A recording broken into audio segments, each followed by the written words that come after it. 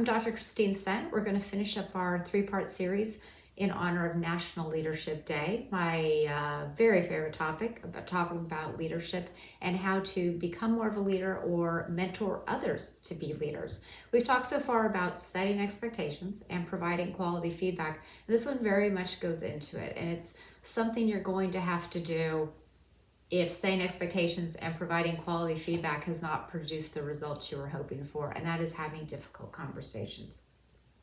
But what I'm going to tell you is by the end of this, I don't want you to think of them as, I don't think you will think of them actually as difficult conversations so much as honest, forthright, necessary, matter-of-fact business conversations. So let's go into it.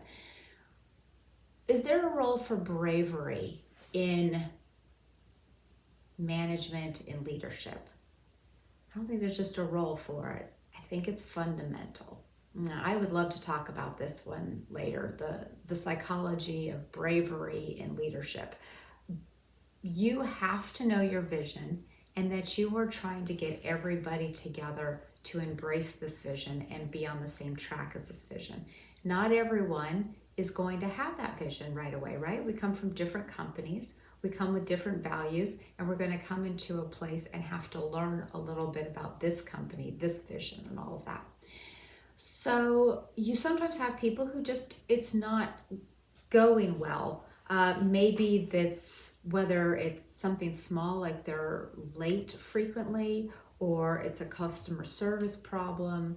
I shouldn't call any of these small. I really meant something we see more typically, or it could be something big that all of a sudden isn't going well. It does not matter. When someone on the team is not doing well, you have several problems that generally come about. The first is low morale on the person who isn't doing well. They tend to sense that they're not doing well, and that can be hard on them, and they're not sure how to do better, and that's frustrating for them. It's frustrating for you as well, by the way, probably. But they'll have low morale. If you let that continue, the likelihood is that they will leave to find a position where they can feel better about themselves, or you will have to terminate them because they're not meeting your expectations. Neither of these are great outcomes. There's a true cost of turnover. One is a people cost, right? It feels, you feel something to lose a person and or to have to leave a company. But the other one is the actual cost of turnover for a company. Also, when a person's not doing well, it can create a toxic work environment. Other employees can say, hey, why isn't management of this company taking care of that problem? And start to wonder, why am I working so hard or doing so well, or this isn't fair. Another topic I would love to talk about, but this isn't fair. And so then you have that toxicity in the work environment. At that point, performance goes down of the people, then of the department, of the company, and that affects profit margin. So by having an honest and forthright conversation with someone, you are helping the person save their job. You're helping your department thrive, makes the company better. And when the company's better, your clients are happier. It is, again, micro to macro. So these conversations can be reframed as being honest and forthright. So how do we do this? First and foremost, I would say, make the assumption that everything is a process problem or perhaps a situational problem, but let's go into that. So a process problem. I've noticed that you haven't been able to meet your deadline the last couple of times your reports were due. Is there some obstacle in the way that I could help with? Or your question might be, is there someone I could get to help retrain you on how to pull the reports? So you're a little bit making the assumption that you know what it might be, but that gives the person you're talking to the ability to let you know what's going wrong. It could be, yeah, I know you trained me, but I didn't want to tell you I didn't really remember it, and I didn't know who to ask, and they'll just tell you that. So maybe that's the time you say, you know what, I'm thinking we should write this down as a process. How about this? I will do this with you again. Let's do this report together again. And then this time, take notes on everything I do. You type them up. The next time we do the process, you do all of it, and I follow along on your notes to make sure everything was done correctly. And that way, We have it written down. There's no problems.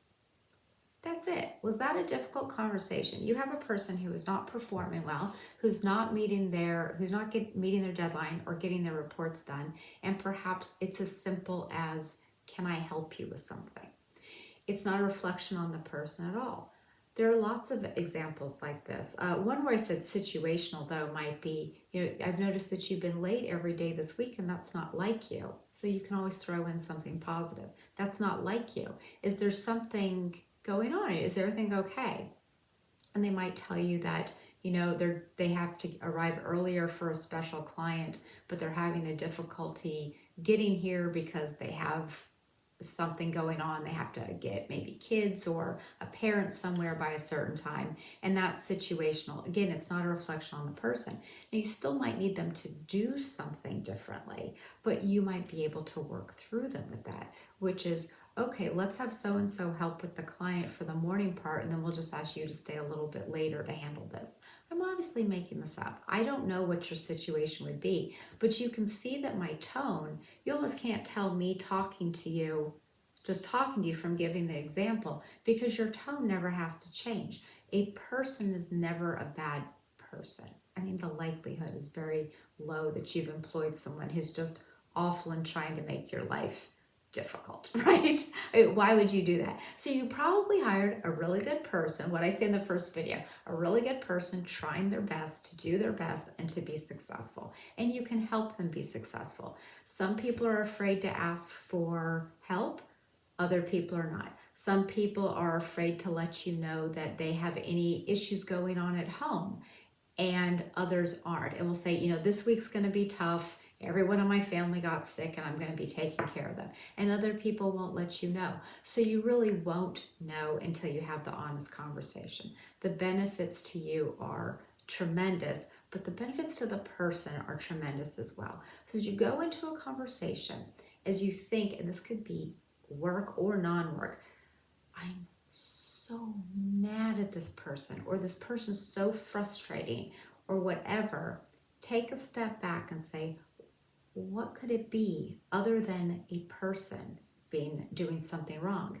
And I think the answer is going to be like 900 things. It could be anything, and you'll never probably guess what it is. And you might, but find out. You're not succeeding in this, and I want to help you succeed. How can I help you do that? I think that is the top leadership tip, because once you've set your expectations, you provided quality feedback on an ongoing basis, if there's still an issue, you're going to have to dive into it a little more with a difficult, honest, forthright conversation. Now, if it continues after that, yeah, you probably have to do disciplinary action, something that person may not be the right fit for your company, or might not be the right fit for that job and has to move elsewhere in the company. But always assume it's a process of situational problem, and that can be fixed, and the person's still fantastic. With that assumption, no conversation is difficult, because your heart's in a warm spot. I know that sounds really soft, but your heart being in a good place is a huge part of communication and people feeling trusted and believed in. So I hope you're inspired to help others be the tremendous leader that I'm sure you are. And I hope you have a great day. Bye.